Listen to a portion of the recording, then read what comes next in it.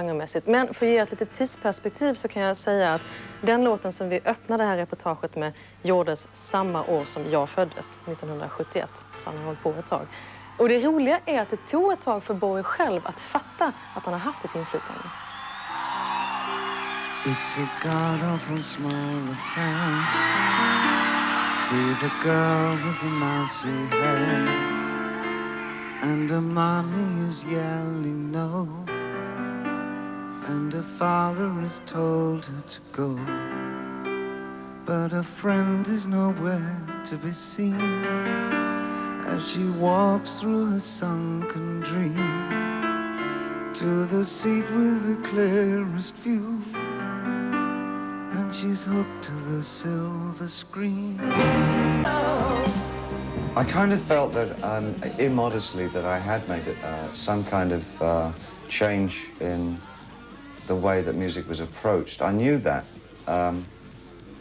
by the early 80s. I mean, before I did things like around Scary Monsters, that period, I knew that what I'd been doing had been taken on board by quite a few other artists, and it was starting to replicate itself in different ways, you know.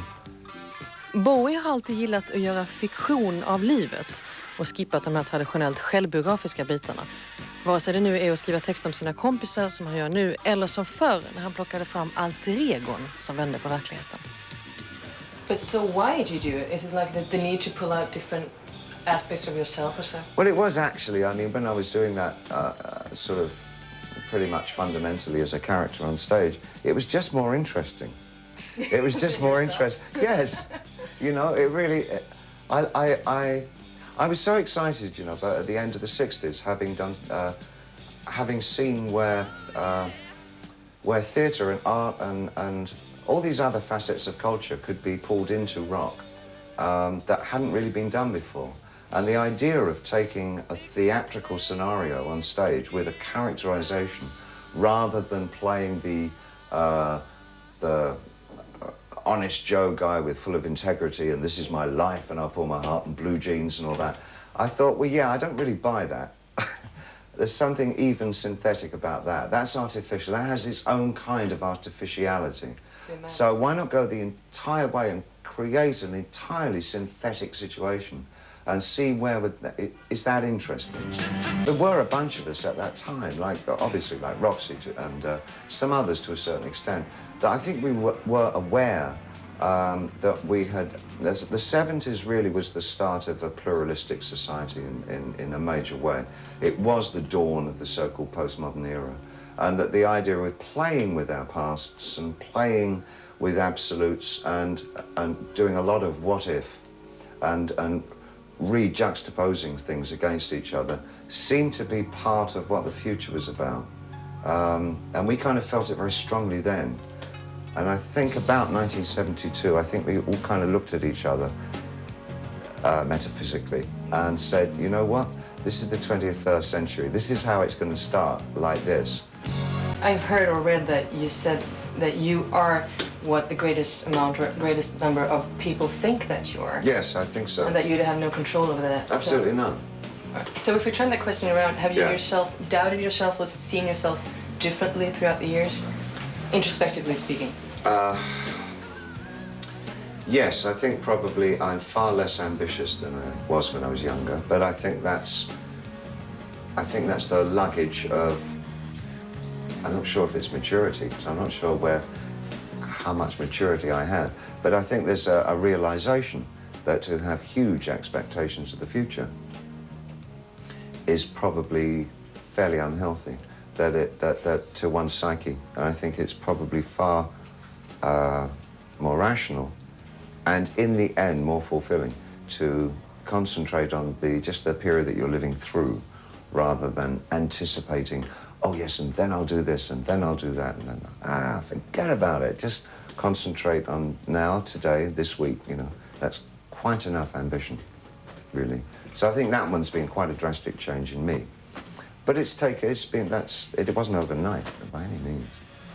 But it might have started in the 80s, I think, when I really had to rebalance myself and decide what it was at the middle age point.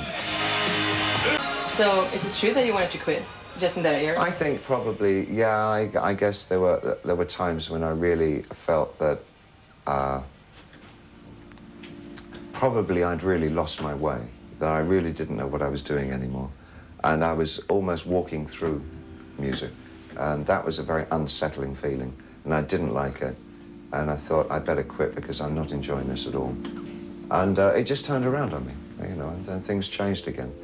And I started to look for what it was that I really enjoyed about music. And that meant getting very small again and getting rid of that whole arena, stadium-y kind of thing that I'd seemed to have found myself within and doing the most ridiculous thing, which is try and put myself in a band, which for me worked, you see. I mean, there's been so much debate about poor old Tin Machine, about whether they were good or bad. You know, that's almost not the point. The point was I actually needed to do that. To break it down. Yeah, it was very important to me. Your kind of, you know, sense of irony, sense of self-mockery, wherever did that spring from? It's kind of a British thing. To replace our sense of aloofness, I think that we tend to get kind of derisory about things and kind of joke about them, you know. And but I always find it in the best work. I find there's a sense of humour. It doesn't matter how dark it gets. There's always a sense of, I can't believe this is happening. This is so ridiculous.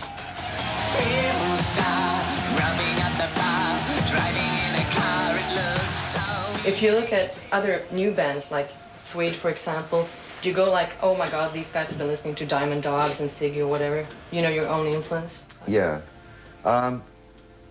I have to say that I feel nothing. My vanity is completely suckered by that, and I'm really pleased. I felt much the same way about people like Little Richard, you know, and when I did meet them, I told him, you know, how much he meant to me, and how he really sort of, if it wasn't for him, I probably wouldn't be playing music, you know, and I don't think he really had any idea that, you know, I mean. I'm sure he didn't, because my music sounds nothing like Little Richard. But the fact is, he was the initial engine that got me started, you know. And receiving those things from other people, for me, is really great. It's fabulous, you know, and it's probably one of the nicest things that can happen to one as you kind of, you know, get older and you find you kind of settling in a different place in music or the art or whatever, you know. It's great. Yay! När jag träffade Bowie och intervjuade honom så berättade han också att inför att han skulle skriva den här nya plattan Hours så satt han gick igenom sina gamla låtar som han inte har hört på typ 20-30 år. Och det märks. Så är det så att ni gillar till exempel Hunky Dory så kommer ni gilla Hours också. Nu blir det mer på musik.